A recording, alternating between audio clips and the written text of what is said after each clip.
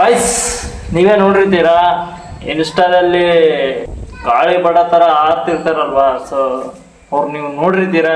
ನಂಗೆ ಗೊತ್ತಿಲ್ಲ, ದುಡ್ಡಿರೋರು ದೊಡ್ಡ ಮನುಷ್ಯರು. ಸೊ ಇದರಲ್ಲಿ ನನ್ನ ಅಭಿಪ್ರಾಯ ಹೇಳ್ತಾ ಇದ್ದೀನಿ. ಯಾರೋ ರೋಸ್ಟ್ ಮಾಡಿದ್ದಾರೆ, ಸಕ್ಕತ್ತಾಗಿದೆ, ಸೇವ್ ಮಾಡಿ ಇಟ್ಕೊಂಡು ಡೌನ್ಲೋಡ್ ಮಾಡ್ಕೊಂಡಿದ್ದೀನಿ. ಅದನ್ನು ತೋರಿಸ್ತೀನಿ ನೋಡ್ರಿ, ನಾನು ಮಾತಾಡ್ತೀನಿ ಆಮೇಲೆ. ಎಲ್ಲ ಪ್ರಮೋಷನ್ ಮಾಡಿದ್ದು ಸಾಕಲ್ದೇನೆ ಇನ್ನು ಭಯದಲ್ಲಿ ಮೊಬೈಲ್ ನಂಬರ್ ಕೂಡ ಹಾಕೋಳೆ. ಆ ಮೊಬೈಲ್ ನಂಬರ್ ಮೇಂಟೈನ್ ಮಾಡಕ್ಕೆ ಒಬ್ಬ ಅಸಿಸ್ಟೆಂಟ್ ನೇ ಇಟ್ಕೊಂಡವಳೆ. ಸರ್ ಆಯ್ತು, ಇಷ್ಟೊಂದು ಪ್ರಮೋಷನ್ ನೋಡಿದೆ ಅಂತ ನಾವು ಕೂಡ ಕಾಲ್ ಮಾಡಿ ಪ್ರಮೋಷನ್ ಎಷ್ಟೊಕ್ ಮಾಡ್ತಾರೆ ಅಂತೇಳಿ ಕೇಳೋಣ ಅಂತೇಳಿ ಕಾಲ್ ಮಾಡಿದ್ರೆ ಅವ್ರ ಅಸಿಸ್ಟೆಂಟ್ ಎತ್ಬಿಟ್ಟು ಪ್ರಮೋಷನ್ ಎಲ್ಲ ಮಾಡೋದ್ ನಿಲ್ಸಿದೀವಿ ಅಂತ ಹೇಳ್ಬಿಟ್ಟ. ದಿವ್ಯ ಅಕ್ಕನ್ ದಿನಾನಾದ್ರೂ ಒಂದು ಪ್ರಮೋಷನ್ ಬಂದ್ರೆ ನಾನ್ ಮಾತ್ರ ನೆಕ್ಸ್ಟ್ ಲೆವೆಲ್ ಅಲ್ಲಿ ರೋಸ್ಟ್ ಮಾಡ್ತೀನಿ. ಓಕೆನಾ?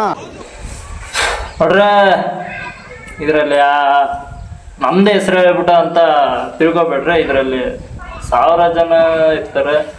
ಸೊ ನೋಡ್ರಿ, ದಿವ್ಯ ಅಕ್ಕವ್ರೆ, ನೀವು ದೊಡ್ಡ ಮನುಷ್ಯರು, ಅದು ದುಡ್ಡು ಎಲ್ಲಿಂದ ಬಂತು ಗೊತ್ತಿಲ್ಲ. ನಾನಂತ ಆ್ಯಕ್ಷನ್ ತಗೊಳಲ್ಲ. ನಾನು ಆ್ಯಕ್ಷನ್ ತಗೊಳಗೆ ನಿಮ್ಗೆ ಯಾರು ನಮ್ಮ ಕ್ವಶನ್. ಸೊ ಇಷ್ಟೆಲ್ಲ ದುಡ್ಡು ಮಾಡ್ಕೊಂಡಿದ್ದೀರಾ, ಅದು ಏನಕ್ಕೆ ಪ್ರಮೋಷನ್ ಮಾಡ್ತಿರೋದು? ಅದು ನನಗೆ ಇದು ಒಂದು ಅರ್ಥ ಆಗ್ತಿಲ್ಲ. Promotion promotion promotion promotion promotion ನಾವು ಈ ಪ್ರಮೋಷನ್ ಅನ್ನೋದು ಸುಮ್ಮನೆ ಅಷ್ಟು ದುಡ್ಡು ಎಲ್ಲರಿಗೂ ಗೊತ್ತಿಲ್ಲಪ್ಪ. ಆ ಅಮ್ಮ ಒಂದು ದಿವಸ ಆದರೂ ಮೈ ತುಂಬ ಬಟ್ಟೆ ಹಾಕೊಂಡು ಒಂದು ದಿವಸ ಒಂದು ವೀಡಿಯೋನು ಮಾಡಿಲ್ಲ. ಒಂದು 10-15 ಸಾವಿರ ಪೋಸ್ಟ್ ಅವೇ ಇದ್ದಾವೆ. ತೊಡೆ ಕಾಣಿಸೋದು, ಎದೆ ಕಾಣಿಸೋದು, ಸಾಕೋಳಿದ ಆಯಕ. ಇನ್ನೊಂದು ಹೇಳ್ಬಿಟ್ರೆ ಅವ್ರ ಇನ್ಸ್ಟಾದಲ್ಲಿ ಹೋಗಿ, ಗೈಸ್ ನೋಡ್ರಿ ಗೈಸ್, ಇವ್ನು ಯಾವನೋ ಹುಡುಗ ನನ್ನ ರೋಸ್ಟ್ ಮಾಡಿಬಿಟ್ಟಿದ್ದೇನೆ, ನನಗೆ ಈ ಥರ ಮಾತಾಡ್ಬಿಟ್ಟಿದ್ದೇನೆ. ಇನ್ನೇನು ಮಾಡ್ತಾರೆ, ಅವ್ರ ಗ್ರೂಪಲ್ಲಿ ಹಾಕ್ತಾರೆ. ಅವರು ನನಗೆ ಮೆಸೇಜ್ ಮಾಡ್ತಾರೆ, ಹಂಗೆ ಮಾತಾಡಿದ್ಯಪ್ಪ, ಹಿಂಗೆ ಮಾತಾಡಿದ್ಯಪ್ಪ ಅಂತ. ಅವ್ರು ನನ್ನ ಮೇಲೆ ಆ್ಯಕ್ಷನ್ ತಗೊಳ್ತಾರೆ. ತಗೊಳ್ರಿ, ಐ ಡೋಂಟ್ ನೋ, ಯಾರಿಗೂ ಭಯ ಪಡಲ್ಲ. ಇಲ್ಲಿ ಮಾಡ್ತಿರೋದೇ ತಪ್ಪು ಕೆಲಸ ಅಂತಲ್ಲ, ಒಳ್ಳೆ ಕೆಲಸನೇ ಮಾಡ್ತಿದ್ದೀರ. ಹಾಗಾಗಿ ನನ್ನ ಅನಿಸಿಕೆ ಏನಪ್ಪ ಅಂದರೆ,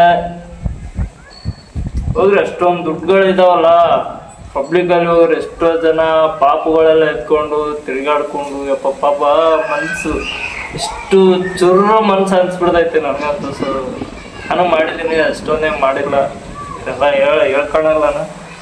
ಸೊ ಇವ್ರು ದಿವ್ಯ ಅಕ್ಕವರು ನೋಡ್ರಿ, ಅಷ್ಟೊಂದು ದುಡ್ಡಿದ್ದರು. ಅವನು ಬಾಡ್ಲಿ ನನ್ನ ಮಗ, ಅವನ್ನೆಲ್ಲ ಇಟ್ಕೊಂಡು ಅವನಿಗೆ ವಿಡಿಯೋ ಮಾಡ್ಕೊಳ್ಳೋಕ್ಕೆ ಅವನಿಗೆ ಎಷ್ಟು ಲಕ್ಷ ಕೊಡ್ತೀರೋ, ಎಷ್ಟು ಸಾವಿರ ಕೊಡ್ತೀರೋ, ಒಂದು ಓಡಿ ಪ್ಯಾಕೆಟ್ ಕೊಡಿಸ್ತೀರೋ ಗೊತ್ತಿಲ್ಲ.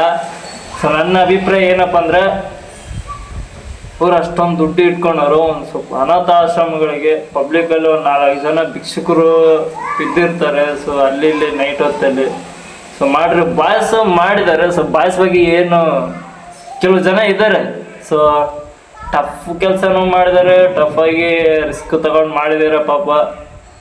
ಸೊ ಕೆಲವು ಜನ ಫಾಲೋಸ್ಗೋಸ್ಕರ ಮಾಡ್ಕೊಂಡಿದ್ದಾರೆ, ಇನ್ನು ಕೆಲವು ಜನ ಕಮೆಂಟು, ಯೂಸು, ಶೇರ್ ಅದಕ್ಕೋಸ್ಕರ ಮಾಡ್ಕೊಂಡಿದ್ದಾರೆ. ನನಗೆ ಗೊತ್ತಿಲ್ಲ, ನೋಡಿದ್ದೀನಿ.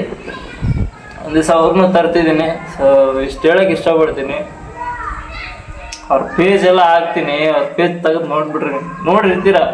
ಅವ್ರು ಹಾಕೊಳ್ಳೋ ಬಟ್ಟೆ, ಅವರು ಓಡಾಡೋ ರೀತಿ, ಅವ್ರ ಏರಿಯಾದಲ್ಲೇ ಜಲ್ ಬಿಟ್ಕೊಂಡು ನಿಂತ್ಕೊಂಡಿರ್ತಾರೆ. ಇನ್ನೇನಕ್ಕೆ ನಿಂತ್ಕೊಂಡಿರ್ತಾರೆ ಅಂತ ನಿಂತ್ಕೊಂಡಿರ್ತಾರೆ. ಆಯ್ತು ನೋಡಿ ಅಕ್ಕರೆ, ನಿಮಗೆ ಏನು ಸ್ವಲ್ಪನಾದ್ರೂ ತಿಳಿಯುತ್ತೆ.